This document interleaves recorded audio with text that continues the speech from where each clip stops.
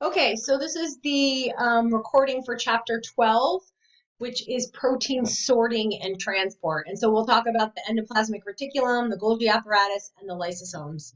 Again, we hopefully are aware of what these organelles are, but we haven't, up until this point, we haven't really discussed them in a lot of detail. Okay, so as I said, we're going to focus on these organelles, and we'll talk about the mechanism of vesicular transport. So our last chapter, we talked about the nucleus, right? And so it says, in addition to the nucleus, eukaryotic cells have other membrane-enclosed organelles, including the endoplasmic reticulum, right, the Golgi apparatus, lysosomes, to which we're going to talk about today. And so we should all remember all of those organelles that exist in the eukaryotic cells, right? So again, we've talked about those in general bio. We talked about them in the beginning of this course a little bit as well, and now we get into a little more detail, okay? And one of the reasons why it's important to have these membrane-bound organelles is that it essentially, divides the cytoplasm or subdivides sort of function within the cytoplasm, okay? And so it says it allows these cells to function efficiently in spite of their large size, right? So a eukaryotic cell is about, at least 1,000 times more than a bacterial cell. And so that's why it's important for them to have these compartments in order to carry out cellular function. Okay. One important task that happens inside the eukaryotic cell is sorting and packaging and then targeting proteins to appropriate destinations. So we kind of talked about this a little bit with the nucleus, right? We talked about protein import into the nucleus, right? So sort of one example of this, the cell has mechanisms to be able to target these proteins where they need to go. If a protein, and again, I think I said this in the nucleus lecture, if a given protein is not in the appropriate compartment or inside the appropriate organelle, it doesn't function, right? It needs to be in the proper location in order to function. Okay, so ER, Golgi apparatus, endosomes, lysosomes, they're all involved in protein processing. And again, we already talked a little bit about protein processing, right, in a previous chapter as well, in terms of what are some things that happen to proteins after they're made before they can actually function. And one of the major things is folding, right? Proper folding with the help of proteins like chaperones, right? We talked about that. But then there's also other processing that occurs. It could just be cleavage of those proteins, right, of a longer precursor protein. We also talked about the addition of different groups to proteins. Particularly, we talked about glycoproteins, right, and adding carbohydrate chains. Okay, so those are all examples of protein processing. And so the ER, heavily involved in that protein processing, okay? And we're going to talk a little bit more about sort of the role of the ER in those things. And then it says they're also connected by vesicular transport, right? So all of these organelles here, endoplasmic reticulum, Golgi, endosomes, lysosomes, they're all connected, or they're all membranous, right? Some of them are sort of directly connected by membranes, but when you're talking about, and also things can be transported from organelle to organelle by a vesicle. Remember, vesicles are membranous and just sort of will enclose proteins, right? And then basically can move from one organelle to another. Okay, so everything that we're going to talk about in terms of the way things are going to move, it's going to be traveling through these organelles that are membranous, and then moving through vesicles to get to another place, okay? All right, so we'll start off by talking about the ER, okay?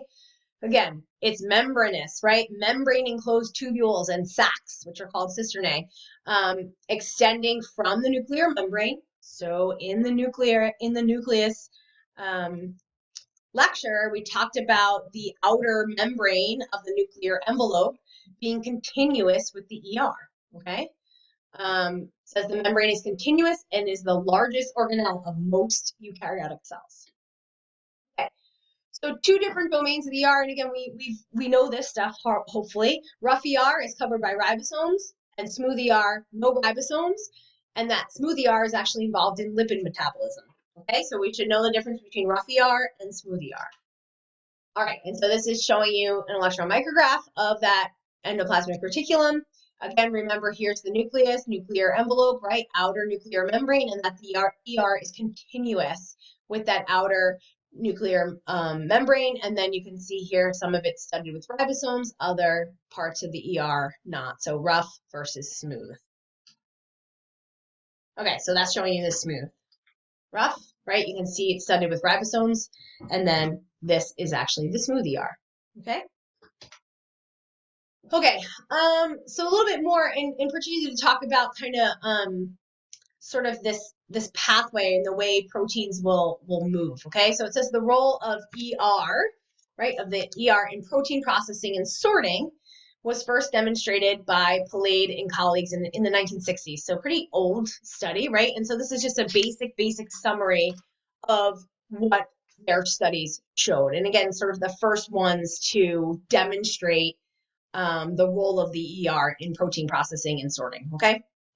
And so they did this by studying pancreatic acinar cells that basically secrete digestive enzymes into the small intestine. So these are cells in the pancreas that produce digestive enzymes and then secrete them, and basically they go into the small intestine, okay? And what they did is they could radio label newly synthesized proteins, okay? And then they looked at where these radio-labeled proteins were located over time, okay? So it says after labeling, right, they incubated with non-labeled amino acids for different lengths of time, which is called a chase. So the pulse is basically adding the radioactivity. And so at the start, you basically have radioactive labeled proteins. And then after, you don't have radioactive labeled proteins, and you're going to kind of see how things change over time. Okay. And so again, I don't expect you guys to be able to sort of explain all the details of this experiment, but those are some basics there. We want to understand what it showed, and I'm going to show you a picture in a second. So what these experiments did, and others as well, is they defined something called the secretory pathway. And by the way, this is the first question in your chapter 12 homework. And also a reminder that you should be taking these notes in the review sheet right now, okay? So for this, like I said, these describe the secretory pathway, right? So that first question in chapter 12 homework says, describe the secretory pathway. Here it is, okay? It's a really basic question, okay? And so that secretory pathway, or describing that secretory pathway, is movement of proteins from the rough ER. So remember, a protein synthesized on the ribosome sitting on the ER, right? Rough ER, then moves to the Golgi, then to secretory vesicles, and then excreted out of the cell. So when we say secretory pathway, we're talking about those proteins produced within a cell that then get secreted out. And the example that we're using here are these pancreatic cells that produce digestive enzymes. They secrete those digestive enzymes outside the cell, and then they make their way into the small intestine. So this pathway is true of any protein that's going to be secreted or released out of the cell, okay? And this is the secretory pathway. We should know this. So it says further studies showed a similar pathway for non-secreted proteins. And so we'll talk about that too. But if we talk about the secretory pathway, we're specifically talking about this and the ultimate release of that protein outside of the cell, okay? So if you look at this picture of this, again, sort of basic depiction of some of these experiments that they did, where you see red, these are the radio-labeled proteins, meaning they were just synthesized on the ribosomes here on the rough ER, and now they made their way inside the lumen of the ER, okay? See that here? Now, if you go basically 4 minutes later, you see that they now move to the Golgi, okay? And then again, if we look later, so this is saying 120 minutes later, you can see now they're packaged in vesicles and being secreted out of the cell, okay? So by using radioactivity and then basically visualizing this using autoradiography, they're able to see where these proteins go, right? From the time of synthesis to the time that they're secreted out of the cell. Okay, so that is the secretory pathway. That's what you're describing in question 1. Describe the secretory pathway. Again, make sure we're following along in our review sheet and putting in notes on there as we move along here. Okay, so we're going to talk a little bit more about this, right? And so again, that was sort of basic overview of the secretory pathway, also a summary of some early experiments that sort of defined that secretory pathway. Those experiments didn't give much detail about it, right? But they were sort of the first ones to identify that secretory pathway. All right, so moving on from there. It says in eukaryotic cells, initial sorting takes place while translation is in progress. So again, depending on where these are going to be synthesized. So if you look at those 2 bullet points there, it says protein synthesized on free ribosomes, right? So that means ribosomes that are sitting in the cytoplasm. Those proteins stay in the cytosol, right? Or they may get transported into the nucleus via mechanisms we just talked about in that nucleus chapter.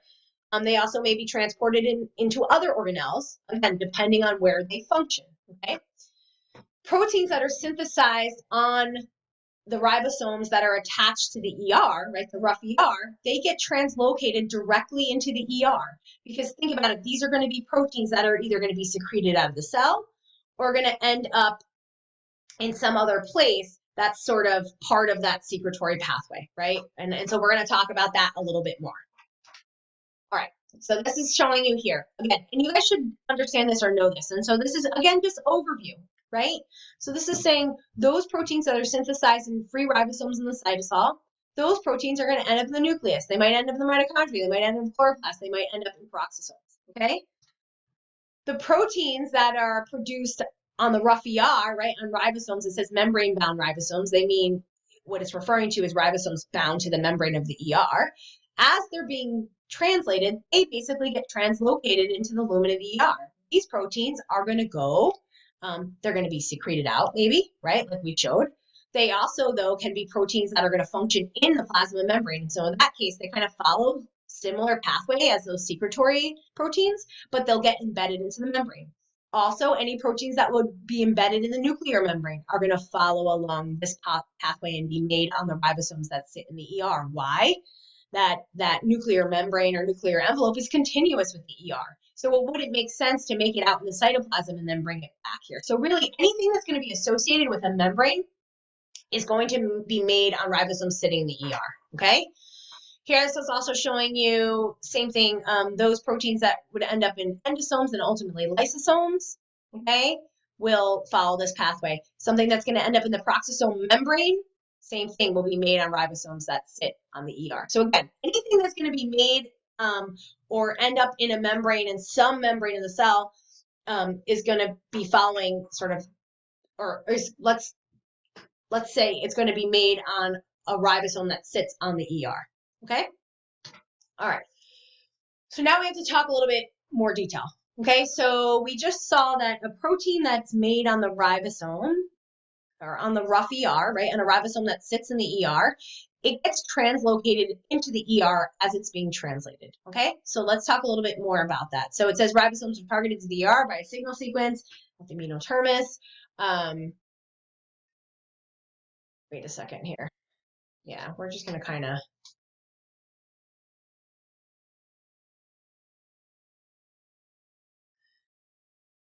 One second, let me just double check something because I don't like.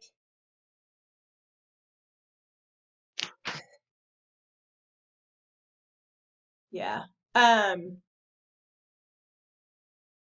Okay. So I guess you can kind of think of what we're going to talk about next is kind of how these ribosomes are sort of targeted to the ER. But bottom line is, again, remember that picture that I showed you here? We're talking about, proteins that are going to end up in these places here. They're ultimately translated, on ribosomes sitting in the ER. Okay.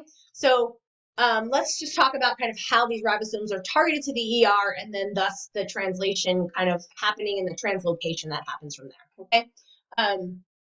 So a lot of words in the first couple slides, and then I'll show you the diagram to explain it. I may not read through every single bit of these words because I'm going to explain it on the diagram, okay? Just a couple of sort of basic things to pay attention to. So there's a signal sequence at the amino terminus of essentially that protein that needs to be at the ER, right? It's a protein that's going to end up in one of these places.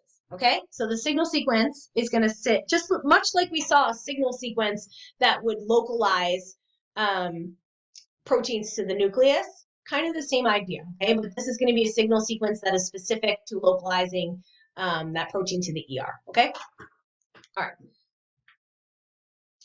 So this is kind of just giving you an example here, right? So it's showing you a signal sequence of growth hormone, right? So this is the cleavage site of this signal peptidase that we're going to talk about in a second. Okay, so this is the signal sequence.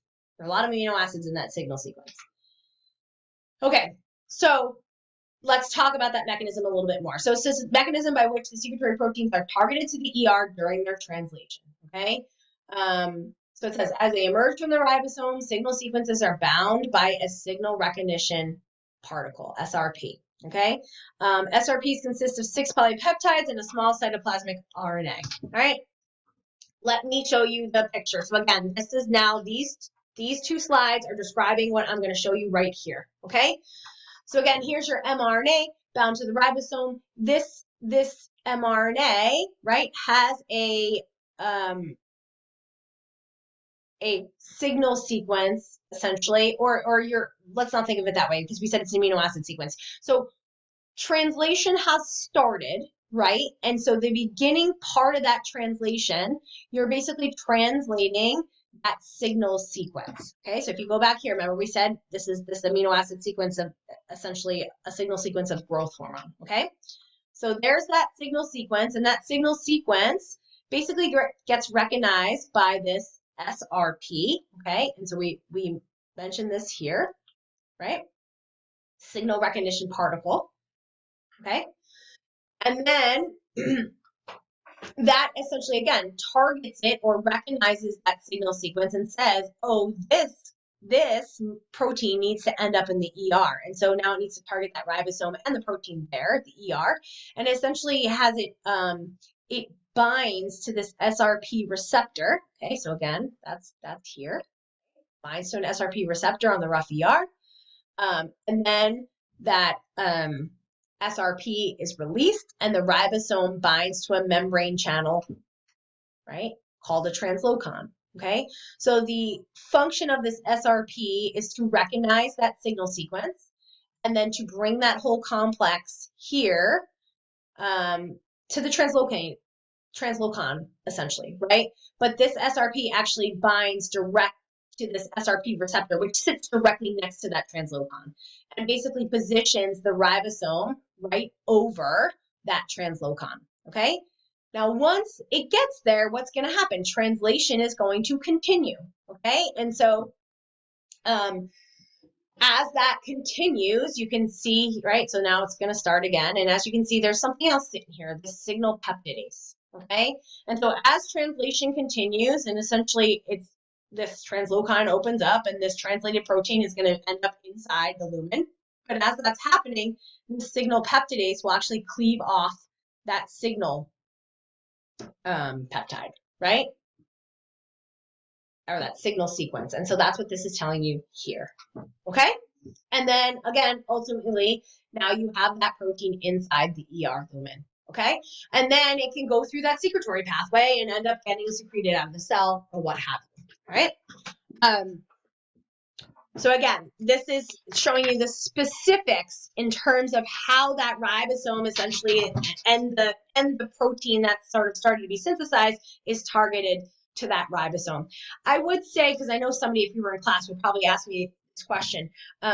You know, we say that there's rough ER and there's ribosomes already sitting on there. So I will say that we can also probably think about this as, you know, as that mRNA sort of gets to the ribosome, because remember, the ribosomes aren't going to really be sitting. So let's see. Let me try to answer that question, right? Because we say, oh, the rough ER is, you know, has ribosomes kind of sitting there, and so I guess maybe that's a little misleading. So when we say rough ER and we see the ribosomes sort of studying that ER, think of those as sort of completely assembled ribosomes that are doing this, that are translating, right? But when we talked about sort of the initiation of translation, right, in the beginnings of it, remember that it's this small subunit that recognizes it first, right? And you have all that recognition and the initiation that kind of happens, and then the large subunit comes in place. So that you can kind of think of as sort of happening first, right? And then once that translation just starts, if a protein has that signal sequence, okay, then it does get targeted to that ribosome. All right, so I just wanted to kind of explain that a little bit more. Hopefully I didn't confuse you in any way. All right, moving on. So that was something called, because I don't know if I really mentioned that, co-translational targeting of secretory proteins. Why is it called co-translational? Because translation is basically occurring simultaneously to this being translocated into the ER lumen, okay? Now, there is another type of sort of translocation called post-translational, okay? So we should know the difference between the two. If we talk about co-translational, as translation is occurring, right, it's getting translocated in. It all happens at once, right? And so this is what you see a lot in eukaryotic cells. Here, post-translational translocation, or you see this in more complex, obviously, it's eukaryotic cells, but in more complex eukaryotic cells, okay? This post-translational translocation, you'll see that more common in yeast, okay? And so here, polypeptides are targeted to the ER after translation is complete, okay? And so I put a little note here saying that you don't need to know the details of this process. You do need to know the details of this process. So just like I explained what was happening in this figure to you, you should be able to do that yourself, okay? And again, remember the words describing it are here, okay? So I want you to know what post-translational translocation is, but you don't need to necessarily know all the details here, okay? So you can see how this is different. Here, translation's finished, right? This protein's been translated, it's released, from the ribosome, and basically you have chaperones that will come and bind, okay? It still has this signal sequence. Then basically these chaperones sort of help bring that protein to the translocon, and then it goes inside. And you can see how there's other, right, chaperones that help as well. And again, we sort of kind of saw some of this, right, when we talked about chaperones a little bit, we sort of saw some figures that look similar to this. Okay, and ultimately though, what ends up happening is you get that protein inside the ER. Okay, so kind of same end result, it's just a different way of getting there. Okay, now if we talk about, so think about for these, any protein that ends up in the lumen of the ER is going to be probably one that's secreted. Think of them as being proteins that are going to be secreted out of the cell. Okay, let's kind of leave it at that. If you have proteins, though, that are going to be incorporated into the membranes, they actually don't end up inside the lumen.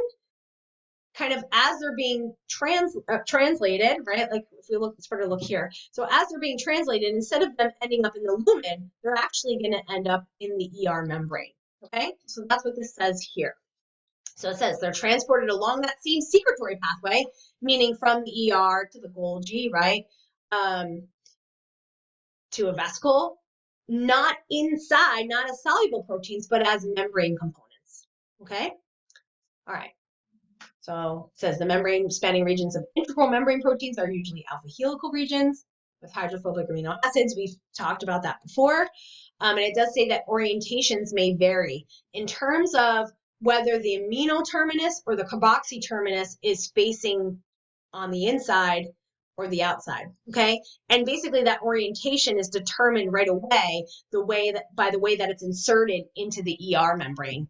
And so depending on how it's inserted into the ER membrane, that's going to dictate how it's then inserted into the plasma membrane later on, okay? So that's what this is showing you here. So here's your ER membrane. These membrane proteins can be sort of inserted differently, right? Depending, again, on the orientation and depending how you want them oriented when they get to that plasma membrane, per se. So you can see here, right, here's your alpha helical regions that are, hydrophobic, that span the membrane. Here's an N terminus, here's a C terminus. This guy is reversed. The C terminus is towards the ER lumen, and the N terminus is towards the cytosol. This is a more complex integral protein, right, with many membrane spanning regions, but you can see C terminus facing the cytosol and N terminus towards the lumen. The whole point of this is to illustrate the fact that these can be oriented in different ways. And again, they will be purposely oriented in different ways depending on their function within the membrane. Okay, so here's what I was sort of alluding to. The lumen of the ER is topologically equivalent to the exterior of the cell, meaning whatever is facing the lumen here, that's what's going to end up being facing outside of the cell once it gets embedded into the plasma membrane, okay? Domains of membrane proteins that are exposed on the cell surface correspond to the regions of the polypeptide chains that are translocated into the ER lumen. Again, whatever's facing in the ER lumen, that's what's going to end up facing towards the outside of the cell exterior. So let's look at that in a picture here. So again, it says topology, or right, topographic. We said topologically equivalent, right? So here's a protein that was, made on a ribosome that was sitting on the ER. It is a protein that belongs in the membrane, and so therefore it gets translocated and inserted into the ER membrane, not into the lumen. Okay, and so you can see basically it's drawn like this because you can see a difference between what's facing outside and what's facing inside. And so you can see this smaller part of the protein is facing in towards the ER lumen. Okay, and again, if you follow it along the secretory pathway, right? So here's the ER. It then basically gets packaged into a vesicle. Remember, it's not soluble. It's not sitting in the lumen of the ER. It's not sitting inside the vesicle. It stays embedded within the membrane, right? Moves on to the Golgi here, and essentially still facing the same way, right? That smaller part is facing towards the inside. And once again, it makes its way to the cell surface, to the plasma membrane. Which part of the protein is facing outside? It's the same smaller region, which is facing inside the whole time. Okay, so you guys should understand and know this, that again, what's facing towards the lumen of the ER is equivalent to the outside of the cell. And so this protein is going to remain here. It's a plasma membrane protein. Remember, we talked about all the different proteins that exist in the plasma membrane? Well, this is one of them. We never really talked about where it was synthesized and where it came from, but that's how they get here. Okay, you can see here this vesicle fuses with the membrane, with the plasma membrane, and there you go. Now the protein is embedded there. Okay. Now, we did say the ER, right, plays a role in protein folding and protein processing. We've already talked about examples of protein folding and protein processing in a previous chapter, okay? So some of this should sound familiar. We didn't talk about the role of the ER in that. So we sort of just talked about different ways in which proteins need to be folded and processed in order to function, okay? Now we're talking about the role of the ER in that process. Okay, so it says protein folding and processing can occur either during translocation across the ER membrane or actually in the ER lumen itself. Okay, so we're going to see some examples of this. And so it says the primary role of lumen proteins, meaning proteins that are inside that ER lumen that exist there and function there, is that they will assist in folding and assembly of newly translocated polypeptides. And so again, you kind of saw some of this when I showed you the post-translational pathway there briefly, right? You saw those BIP2 proteins, right? And some other chaperones. And we also saw those when we talked about the role of chaperones in that previous chapter as well. Okay. So it says the heat shock protein 70 chaperone, BIP binds to unfolded polypeptides as they cross the ER membrane. This BIP then mediates folding and assembly of multi-subunit proteins. Okay, so that's what this is showing you here, right? So this chaperone, this BIP or BIP chaperone, basically as that protein is being translocated into the ER lumen, it will bind to it, right? And make sure that it gets folded properly. So it's a chaperone, right? Acts just like we talked about chaperones before, and folds. These BIP proteins live in the ER lumen. They function here. They're here to help proteins fold. Okay. Other thing to mention here is it says that the importance of disulfide bonds. Okay. So super important that disulfide bonds are able to form when proteins fold. And we mentioned this a couple times. We talk about, like that tertiary level of protein structure, right? That disulfide linkages are important in forming that level of structure, okay? So here it says in the cytosol, right, which is a reducing environment, most cysteine residues are actually in the reduced state, okay? However, in the ER, which is an oxidizing environment, it actually promotes the formation of these disulfide bonds. So this means in the cytosol, it's unlikely that disulfide bonds will form, okay? But in the ER, that environment is conducive to the formation of disulfide bonds and promotes it, okay? And so that's why proteins go into the ER to be folded properly, because that environment is promoting that, okay? So there is a particular enzyme that will facilitate the formation of these disulfide bonds, and it's called protein disulfide isomerase, all right? Okay, so that, again, we're talking about protein folding and processing. We said it happens in the ER, okay? And so that was a little bit of detail about that.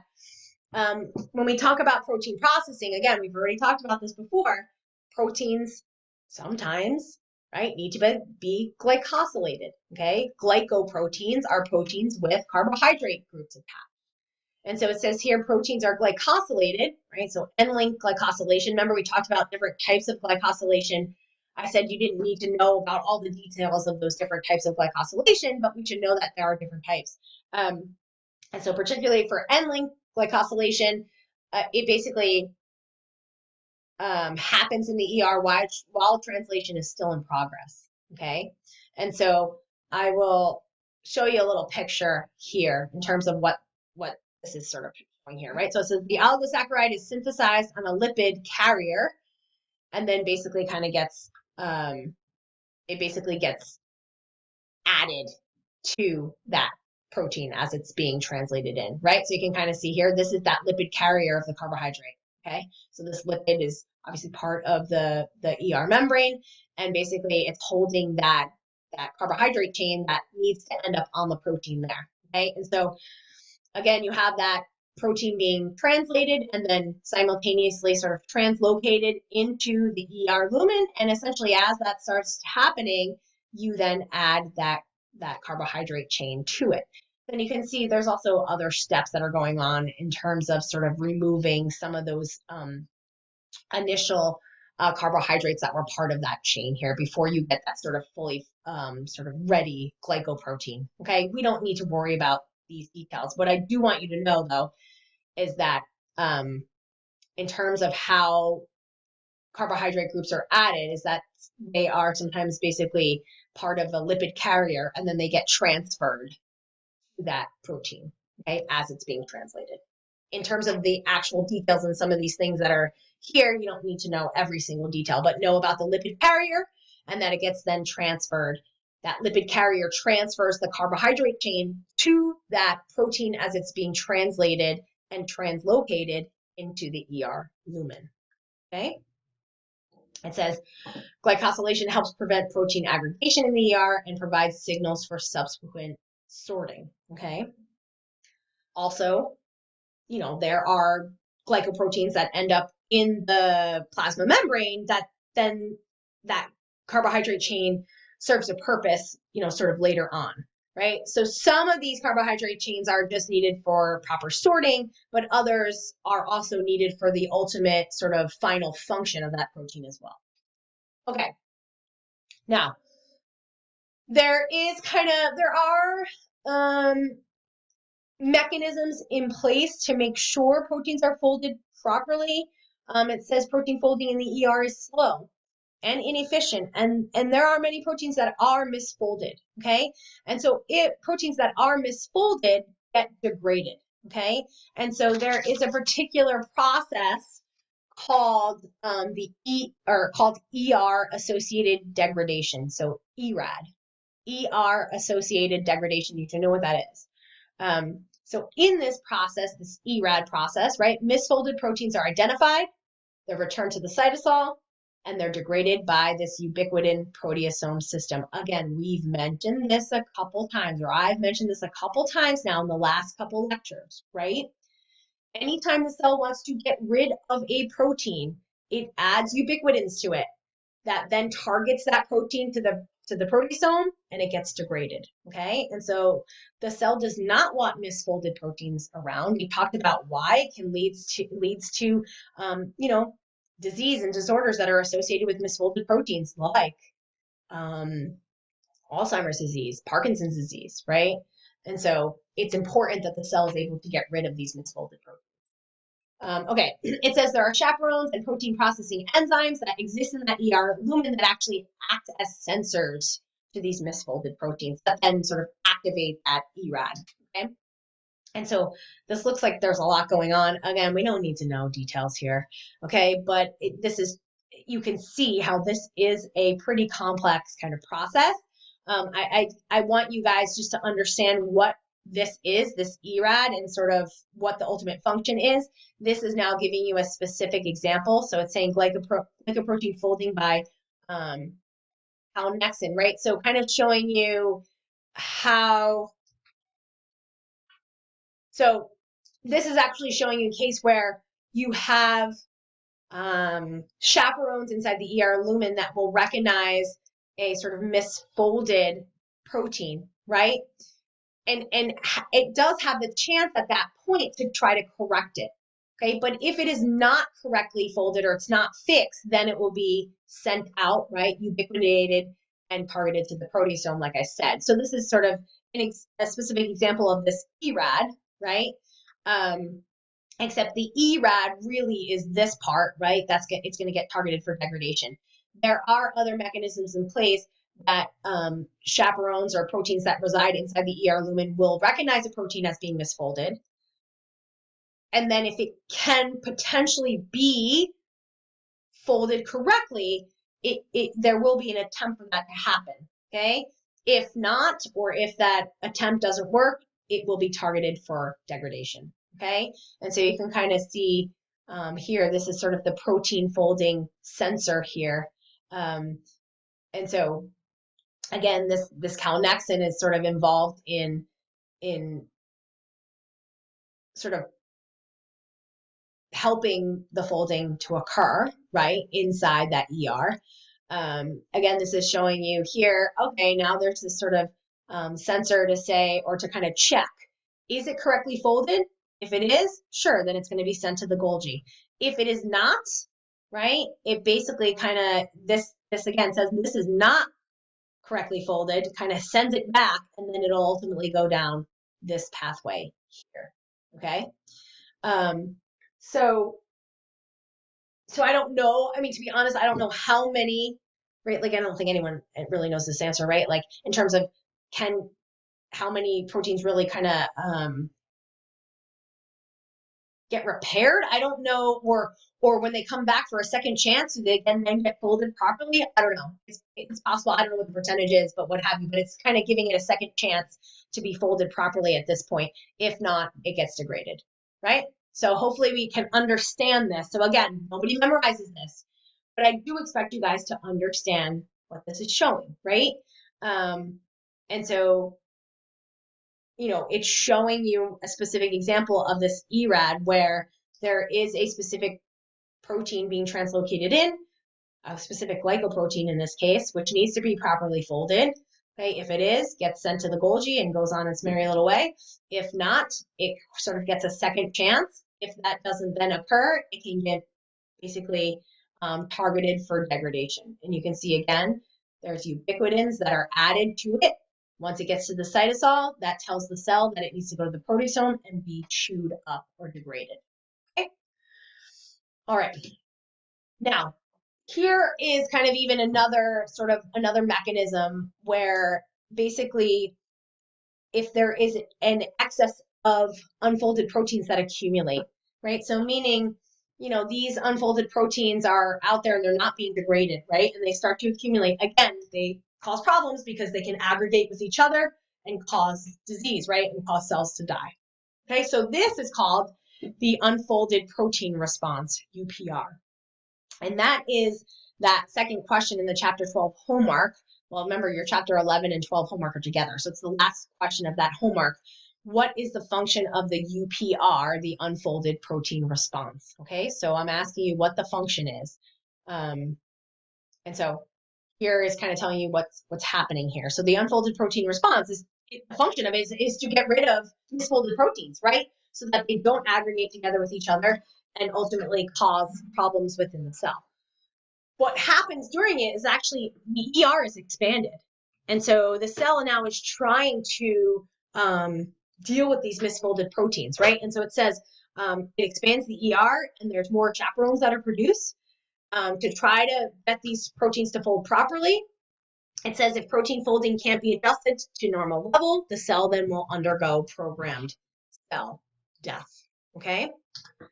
And so again, kind of a couple of things going on here, right? Kind of showing you some different pathways that are sort of activated in that unfolded protein response. Okay. And so this is really an overview of this unfolded protein response. And again, even this looks complex, but it's more complex than even this is showing you here. But the ultimate result of activation of that unfolded protein response is that it's going to upregulate transcription of chaperones, right? The cell wants to make more chaperones, okay? More ERAD proteins because it wants to try to fix anything, make sure proteins that could be potentially properly folded are properly folded. Those that are not get targeted for degradation, right? And so you would be then, activating more of this ERAD response, okay? So you can see that, again, this is showing you these unfolded proteins that exist. They're going to sort of activate these proteins here that then basically activate a sort of cascade of events that happen that all lead to this result here, right? An increase in the number of chaperones that are around, an increase in ERAD proteins, all to try to rectify that problem. And again, if it's not fixed, if there's still too many unfolded proteins that are around, that cell will undergo cell death. Okay? All right. So this kind of brings us off of talking about the rough ER and to talk a little bit more about the smooth ER. We said that in the smooth ER, right, it basically, functions in lipid synthesis, okay? So it says here, because they're hydrophobic, membrane lipids are synthesized in association with already existing membranes, okay? So again, with already existing membranes of the ER rather than that aqueous cytosol.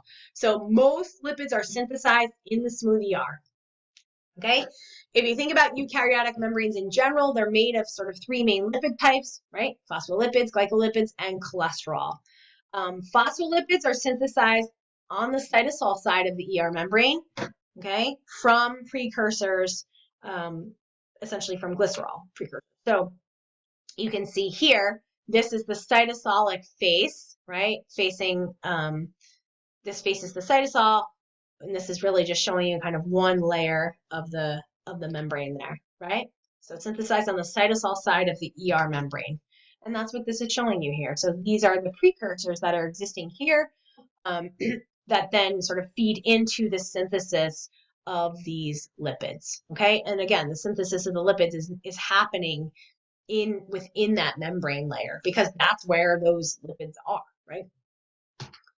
Okay, where those phospholipids are, right? So, I already said this, I guess it says synthesis of the phospholipids on the cytosol side allow the hydrophobic fatty acid chains to remain buried in the membrane, okay? Those new phospholipids are only added to this cytosolic face, the cytosolic side, okay? But there obviously is the need for some of these to end up on the other half of that membrane, essentially. And so they can be transferred there, okay? So there actually are particular enzymes or membrane proteins that actually facilitate this, that facilitate the movement of the phospholipids that are synthesized in that sort of the side of the membrane facing the cytosol. They get then transferred to the other side, okay? So if you look, that's what this is showing you here. Again, here's your ER membrane. It's a phospholipid bilayer, just like any other membrane we talk about inside the cell. Here's the cytosolic face, here's the ER lumen. New phospholipids are made here, right, in this layer here, okay? And so obviously you can't only have newly synthesized phospholipids on one layer, you need to then transfer them to the other one. And so there are enzymes or proteins called flipases that basically will translocate them, okay? So that you sort of have this even growth of that phospholipid bilayer. Okay.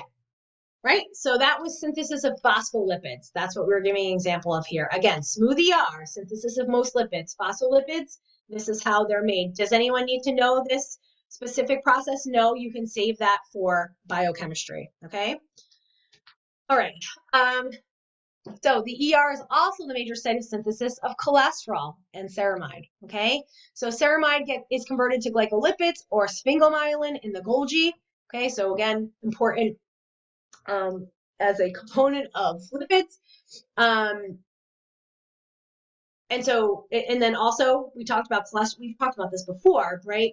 Cholesterol itself important in regulating fluidity of the plasma membrane, but also is involved in the production of steroid hormones, right? So remember that steroid hormones are synthesized from cholesterol in the ER, okay? And so it says abundant smooth ER is found in cells of the testes and the ovary because you are getting synthesis of these steroid hormones, of these sex hormones there, okay? And so it's happening in that smooth ER.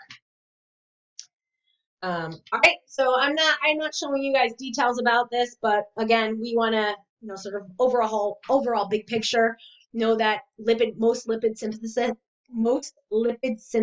occurs in the smooth ER. I showed you a little more detail about how phospholipids are synthesized. Now we are just talking about cholesterol and ceramide, which are also synthesized in the smooth ER, okay? In the liver, smooth ER has enzymes that metabolize lipid-soluble compounds, okay? So you probably have heard of the liver as sort of being that sort of organ that's going to detoxify, and that's because it has a whole bunch of these enzymes that basically will metabolize anything that's lipid-soluble, okay? So not water-soluble drugs, but lipid-soluble drugs. So those enzymes that exist in the smooth ER of the liver are important in inactivating drugs like phenobarbital, okay, by then converting them to water-soluble compounds that then can be eliminated in the urine. But if you have a issue with, or you're taking multiple drugs at once, right, that are lipid soluble, starts to provide or lead to some issues because these then detoxifying enzymes might be occupied by some other drug, right, or substance. Therefore, it's easier to lead to sort of an overdose because you don't have that mechanism involved. But bottom line is smooth ER is where these enzymes live. And so in the liver, you have a lot of smooth ER that contains these detoxifying enzymes, particularly detoxify or inactivate lipid-soluble drugs, okay? All right, it says proteins and phospholipids are exported from the ER. So now we're moving away from the ER finally. Okay, we talked about the rough ER a lot, about proteins being translocated into the ER lumen or into the ER membrane. We talked about kind of processing and folding that's occurring in the ER lumen, what happens when that doesn't happen properly. And then we just moved to talk about the smooth ER and lipid synthesis. Well, now we can talk about moving on from that ER to the next, right, organelle in sort of that secretory pathway, okay? So it says proteins and phospholipids are exported from the ER in vesicles, and we saw that in that very first overview picture of that secretory pathway. And they bud from a specialized region of the ER, which is called the ER exit site, or ERES. Those vesicles fuse to form the ER Golgi intermediate compartment, and then they move to the Golgi, okay? So that's what this is showing you here. You got some lumen proteins, you got some transmembrane proteins, and coming out of the ER, and basically they will bud out of the ER in a vesicle. They will fuse here to this ER, right, Golgi intermediate compartment, right? And then they eventually will make their way to the Golgi, okay? I don't know if I'm gonna see if I want to talk about that or not.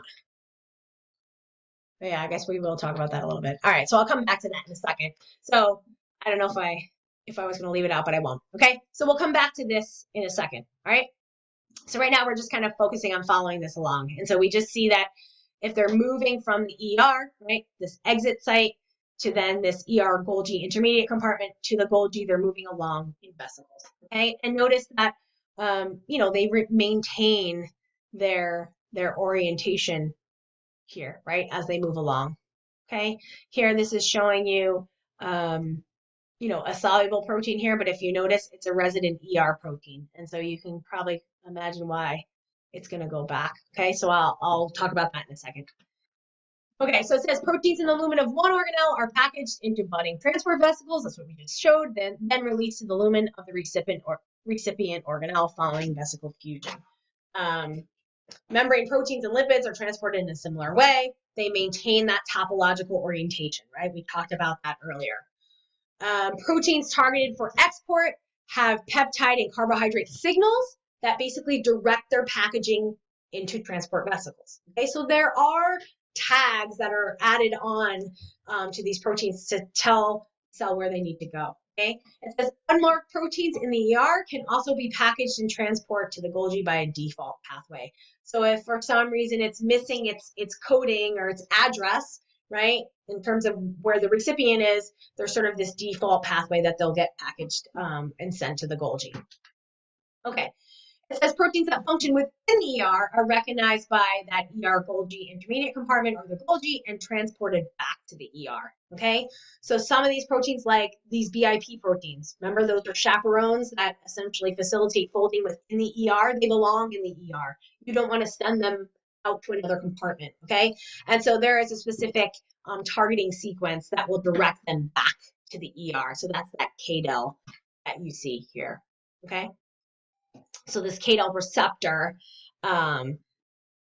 basically is basically recognizing this as a protein that belongs in the lumen of the ER and then thus gets targeted back. Okay, so again, you don't want to send this away. It belongs in here. It helps fold proteins. And so you can think of any ER protein it wants to be able to remain there. Okay, and so there's a mechanism to bring it back, and that's what that's showing you there. Okay, so we finally make our way to the Golgi here. So it says proteins from the ER are processed and sorted for transport. So this is sort of the sorting center here, packaging center, and they get sorted for transports either to the endosomes, to the lysosomes, to the plasma membrane, or for secretion. Okay, so it says most glycolipids and sphingomyelin are actually synthesized in the Golgi. So remember we said most lipids are synthesized in the smooth ER, not all of them. Okay, so glycolipids, sphingomyelin are actually synthesized in the Golgi. Also, there are some complex cell wall polysaccharides that are synthesized in the Golgi as well. Okay, so to talk a little bit more about the Golgi, right? Flattened, again, membrane enclosed sacs called cisternae and associated vesicles. It does have polarity, meaning you know, one side looks different than the other. So proteins from the ER will enter at what we call the cis phase, which is usually oriented towards the nucleus, and they exit through the trans phase. Okay, so again, here's your ER. The cis phase essentially faces the ER. That's where proteins or lipids are going to enter the Golgi, and then they will exit via the trans phase and then go to the plasma membrane to be secreted to endosomes or to lysosomes, right? Depending on where they need to go. Okay, so this is showing an electron micrograph where you can see the cis phase versus the trans phase. Okay, so there are 4 regions of the Golgi. So cis compartment, just mentioned the cis phase, receives molecules from the ER Golgi intermediate compartment. Medial and trans compartments, that's where most modifications happen, right? It's kind of in the middle. And then trans Golgi network is the sorting and that distribution center of the Golgi. All right. It says the carbohydrate portions of the glycoproteins are extensively modified in the Golgi. So remember I mentioned that there are those N-linked glycosylation happened in the ER. So they get added there, but then they're going to be further modified in the Golgi, right? And so again, please don't memorize this, but I want you to sort of understand how complex these processes are. And so this is basically showing you sort of as this glycoprotein sort of moves along in the Golgi, right from the cis to the medial to the trans, you can see a series of changes that are occurring or processing that's occurring to that carbohydrate chain. Okay. We did mention this already, right? That glycolipids and sphingomyelin are synthesized from ceramide in the Golgi, okay? So it says sphingomyelin is synthesized by a transfer of this phosphorylcholine group from a phosphatidylcholine to a ceramide, and basically, and then basically you can add carbohydrates to ceramide that will yield different glycolipids. Okay, so it's two things here. Talking about the synthesis of sphingomyelin, right? And then talking about the synthesis of glycolipids from ceramide.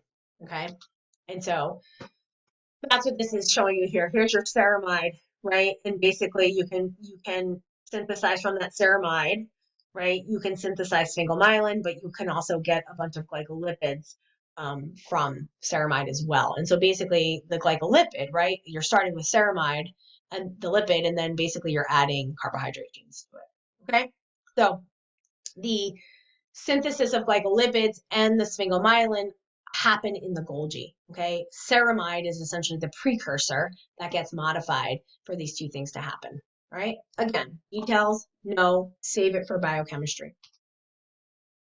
Okay, so in terms of protein sorting and now export. So again, just to review, for the Golgi, we said, right, that most lipids are made in the smooth ER. Okay, not every single one of them is. So if we go back here, right, just to kind of remind you, glycolipids, most glycolipids and sphingomyelin are synthesized in the Golgi and not in the smooth ER. Okay. And so we talked a little bit more about this. So one thing too is that, sorry, that's kind of, I guess, before that, right? Those glycoproteins or the carbohydrate groups that might have been added to a protein in the ER, they then also get modified in the Golgi, okay? And again, what I just had mentioned is that also some lipids are synthesized in the Golgi. Those are glycolipids and sphingomyelin. And those two things are synthesized from ceramide, okay? This happens in the Golgi, not in the smooth ER. All right, so now moving on, talking about the sorting and the export, okay? So that trans-Golgi network, molecules are sorted and packaged into transport vesicles. If there are proteins that need to stay in the Golgi, they get associated with that membrane, and basically they have signals that prevent them from being packaged and transported out. Okay, so everything is coded properly there so that it can, basically addresses are slapped down there, right? You're going to go to be secreted. You belong in the plasma membrane, so you're going to go this way, right? You belong here, so you're staying here. You have this tag. So everything is sorted and packaged here on this in that trans Golgi. Okay, so it says transport from the Golgi to the cell surface can occur by 3 routes. Okay, direct transport to the plasma membrane, recycling endosomes, and regulated secretory pathways. Right? So we can look at this picture here. So we're almost done, hanging in here. So here again, we're showing the trans-Golgi network. This is where all the sorting and packaging is happening, okay? And this is showing you these 3 pathways that were mentioned right here. Direct transport to the plasma membrane, recycling endosomes, and regulated secretory pathways, okay? So here, this is showing you kind of going from, it's going to an, right here, showing you the ultimately that these proteins are ending up in the lysosome. Okay, so kind of one pathway here. Here, these are going to recycling endosomes. Okay, here, this is basically going straight, this kind of going to kind of directly through the secretory pathway here. So this is an immature secretory granule, becomes a mature secretory granule, and things are released. Here, this is kind of just sort of directly being secreted out. Here, this is going to this recycling endosome and then ending up being secreted out. So sort of all 3 of these are ending up for secretion, right? Here, where these proteins are going to end up functioning either in the lysosome membrane or in the lumen of the lysosome. Okay.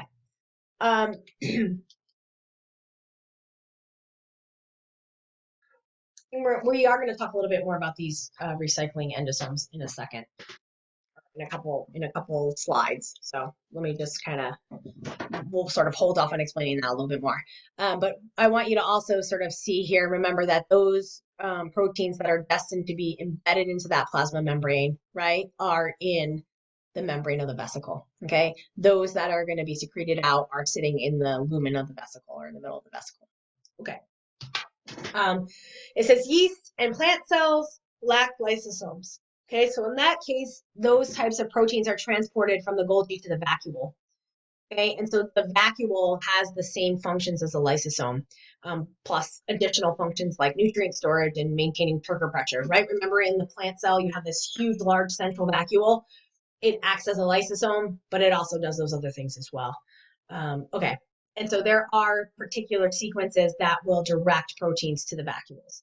Same idea as what we showed here. Okay, so this is showing you a yeast vacuole as well, pretty large vacuole. Okay, so no small lysosomes. Everything that a lysosome would do is going to actually happen in the vacuole. All right, so we're going to talk a little bit more about those sort of pathways that were sort of introduced in that one figure, like I said. So one mentioned regulated secretory pathways, right? So regulated pathways, some regulated pathways include release of hormones, right, from endocrine cells and neurotransmitters from nerve cells. Those have to be regulated. They're only released when there's some sort of trigger in the environment to release those, right? Or there's some sort of need by the body to have those hormones or those neurotransmitters released into either the synapse, right, or into the bloodstream. Okay, so it says these proteins aggregate in the trans-Golgi network and are packaged into secretory granules. Those granules store their contents, but they're not released until there is some signal that will direct their fusion with the plasma membrane, okay?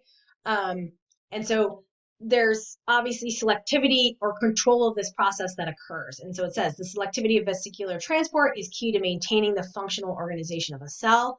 And so again, neurotransmitters or hormones will sit in the vesicles essentially, or those secretory granules, they're calling them here, until the cell gets a signal to say they should release them. Okay, so they're sort of packaged and ready to go, but they won't be targeted to the membrane until there's a signal to say so. Okay, it says vesicles must recognize and fuse only with the appropriate target membrane, right? And so this is sort of important into the function of the cell. So it says understanding the mechanisms that control vesicular transport is a major area of research in cell bio, right? Because again, if they're not targeted to the right part of the membrane, or targeted even to the appropriate target membrane inside the cell, meaning like, it's not going to go to the nuclear envelope, right? It's going to go to the plasma membrane. That will obviously totally lead to dysfunction if they went to the wrong place. And so there are very precise mechanisms that regulate this. And so it is a really sort of hot topic and important mechanism to study. Okay, so to kind of go along with this and to give you an example, right? So it's a synaptic transmission in neurons, a specialized form of regulated secretion, right? And so a synapse is that space between a neuron and another cell, okay? And basically neurotransmitters are released into that space, and then they can then go and bind to that target cell. Those neurotransmitters are stored in synaptic vesicles, okay? They're only targeted to the end of the neuron and released into that cleft when there is a signal that says they should do that. Right? So it says stimulation of the neuron triggers fusion of those synaptic vesicles with that plasma membrane and then release into the synapse. Okay. All right. So I'm gonna skip over these words and show you the picture here. Right. So that's what this is showing you here, that there are some specific components or proteins that are necessary in order to allow this targeting of the vesicles, right, to be specific. Okay, and so that's what this was kind of outlining here. To be honest, guys, I don't want you guys to know these details, and you don't really have to worry about this in terms of these different coats that end up on there. But I think I want you to understand the idea that targeting of those vesicles, specifically vesicles that have neurotransmitter in them, to the membrane is a highly regulated process, and is something that only needs to happen when that neuron is stimulated. Okay, and so if this wasn't specific and this was just happening all the time, you would always have, so if you think about this as neurotransmitter, you would have these neurotransmitters being released into the synaptic cleft when they shouldn't be. And so you can think about, a neurotransmitter, think about like acetylcholine, which is released into the neuromuscular junction. If it was constantly being released, it would be constantly stimulating muscles to contract, and there would be no regulation there. And so if you even think about, your diaphragm or something like that, this needs to be regulated, and sort of the relaxation and the contraction of the diaphragm is super important, that both things happen. And so if something is going to be there that's going to keep stimulating that diaphragm to contract, it's going to lead to problems, right? And so you can kind of think about if with any neurotransmitter, right, if they were constantly being released, it would lead to neurological dysfunction or muscular dysfunction in the example that I just gave. Okay, so take-home message here is that the targeting of the vesicle to the membrane is actually a really specific process, and involves here, this is actually showing you involving the cytoskeleton, right, and the movement of these vesicles along the cytoskeleton, and then the vesicle being targeted specifically to the appropriate part of the membrane, or that appropriate target membrane. Okay, nobody needs to know details of this. Same thing. We don't need to worry about the exact details of this process. Okay, that's what this is outlining here. All right, do not worry about this in terms of the details, right? You can see there's like 3 long slides of words describing this. If anything, I guess this is kind of important, or maybe even more useful to look at, because it kind of gives you an overview and shows that there's specific proteins that are involved.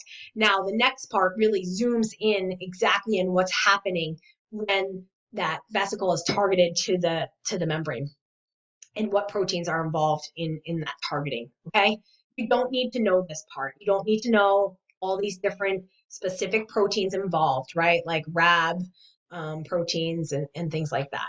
Okay, the snares, these are all proteins that are involved in, again, targeting a vesicle to the membrane and allowing it to recognize that appropriate membrane.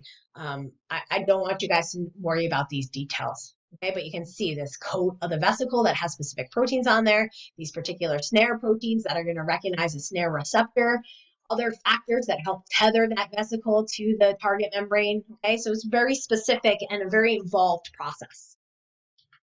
Okay, so like I said, don't worry about the details of that vesicle targeting to the membrane. All right, hopefully I think this is the last thing, just about the last thing we're going to talk about, lysosomes. And so membrane enclosed organelles, they contain enzymes that will break down all types of polymers, right? So we call them the digestive system of the cell. They can vary in size and shape depending on what's going to be taken up to be broken down, okay?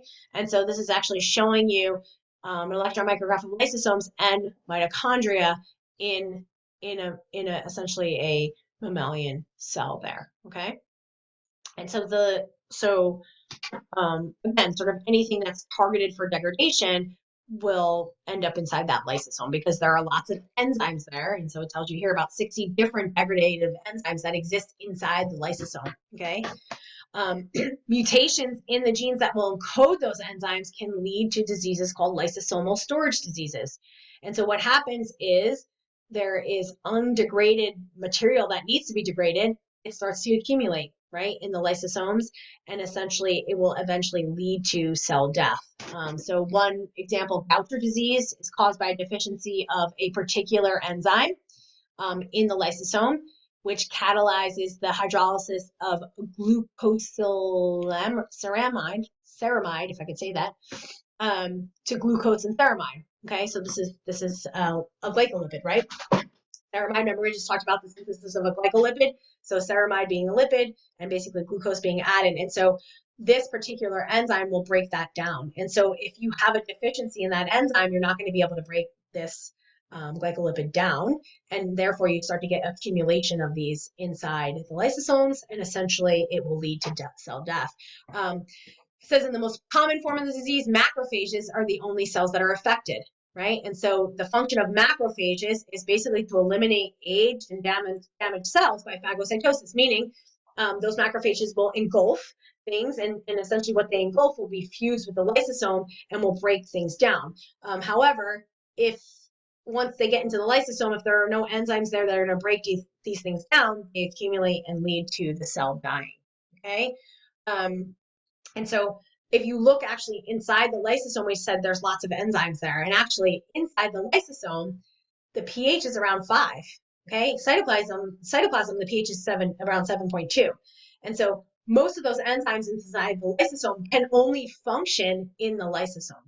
And so if for some reason the lysosome membrane breaks down, right, and those enzymes are allowed to get out and sort of leak into the cytoplasm, they won't be able to function there, okay?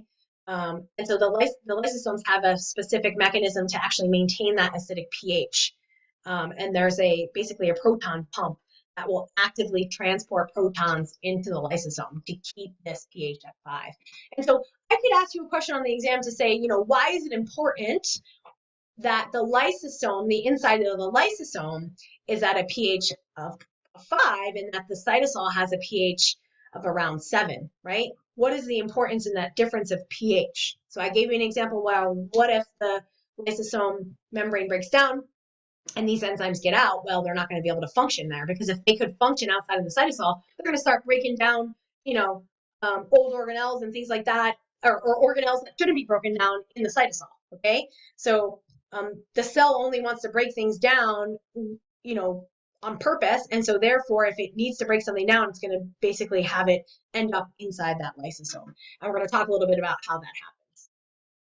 Okay, so I just mentioned to you that form of Gaucher's disease where mostly it's the macrophages that are affected. And so you can think of the macrophages as being cells that will take in things from the outside by endocytosis, and then basically what it takes in will then end up in the lysosome and be broken down, okay?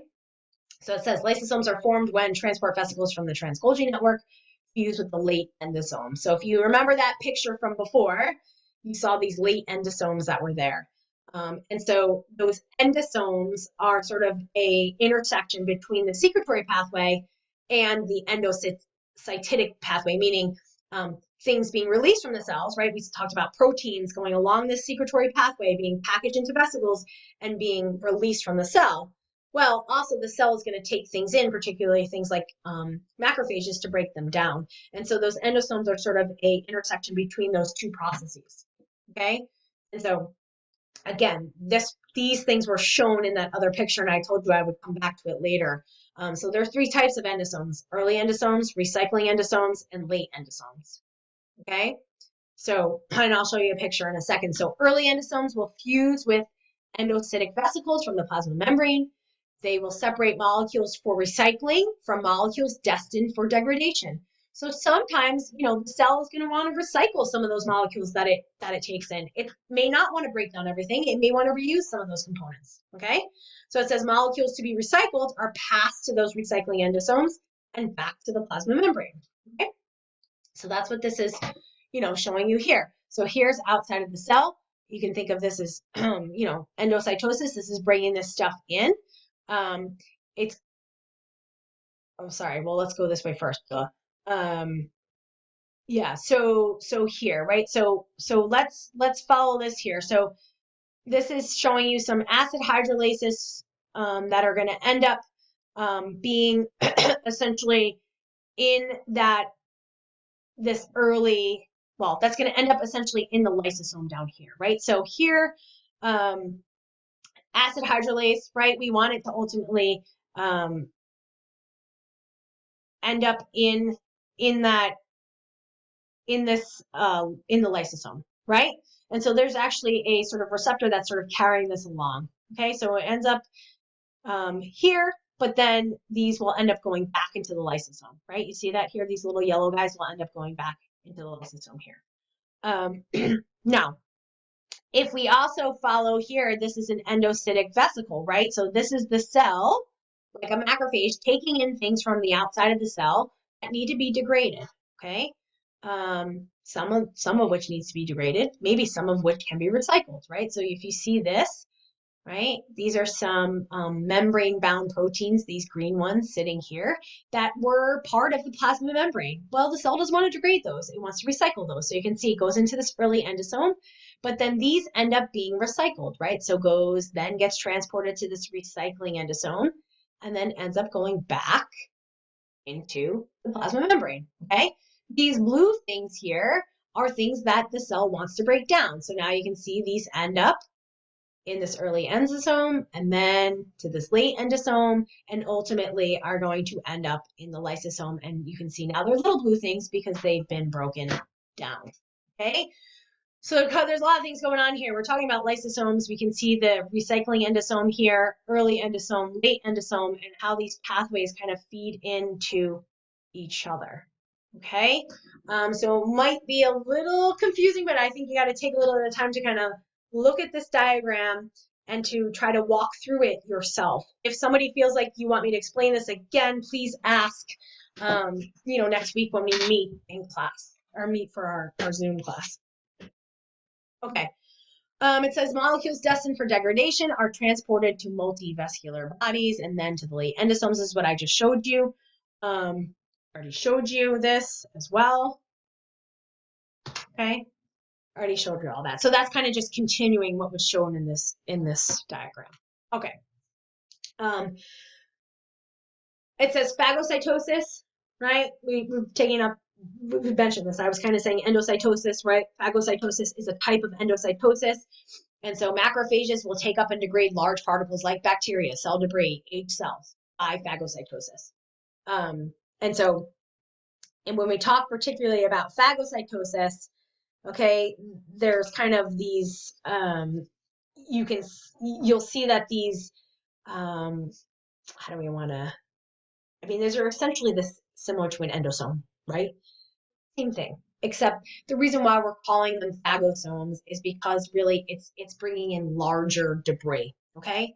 So it's the same idea of the mechanisms that are going on here, but if you notice in this diagram, these are proteins that are being taken in. So think of this sort of general endocytosis talking about macromolecules, right? Being taken in, some that are going to be degraded, some that are going to be recycled. In the case of phagocytosis, again, it's the same thing. It's still endocytosis, except phagocytosis is larger debris, like a whole bacteria, right? Okay, so this, again, endocytosis, phagocytosis, right? Again, phagocytosis is a type of endocytosis. That bacteria, that larger debris, right, or even older cell could be taken in this way. Pinches kind of gets engulfed, right, by a vesicle, by membrane, and that's called a phagosome. That phagosome then fuses with a lysosome. Why? Because all of the digestive enzymes are present in the lysosome. So think of this phagosome at this point as just being a carrier, right? It's just like a vesicle. Nothing's really inside there. It's only going to get the enzymes to degrade this bacteria once it fuses with that lysosome. Okay, and then now you can see that bacteria was broken down. Okay, if you notice on the left-hand side, this is talking about autophagy. I mentioned autophagy before.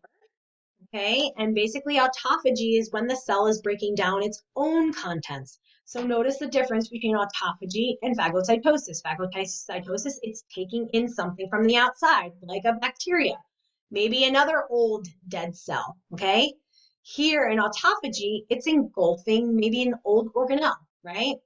So a large piece of cellular debris, an old organelle, right, from inside the cell, okay? So in this case, it's showing you an old mitochondria that it's not functioning properly. It's been around too long. The cell needs to get rid of it, right? So this is something that's going to happen normally and should happen normally, okay? You can think of, again, if you have too much autophagy going on or there's too much of an increase, it could lead to the cell breaking down things that it needs, right?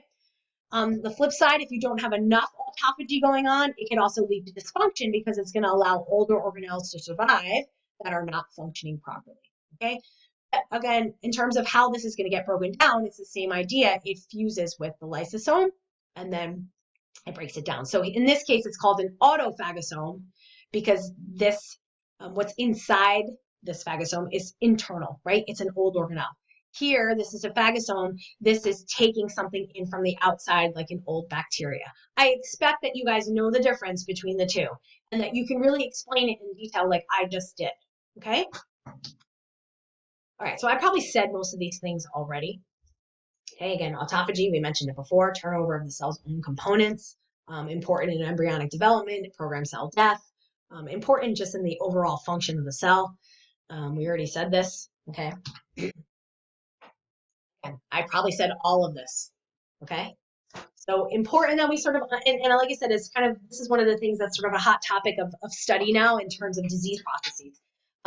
In terms of studying this autophagy pathway and different components of it and being able to target it in, and then it helping in treating disease, okay?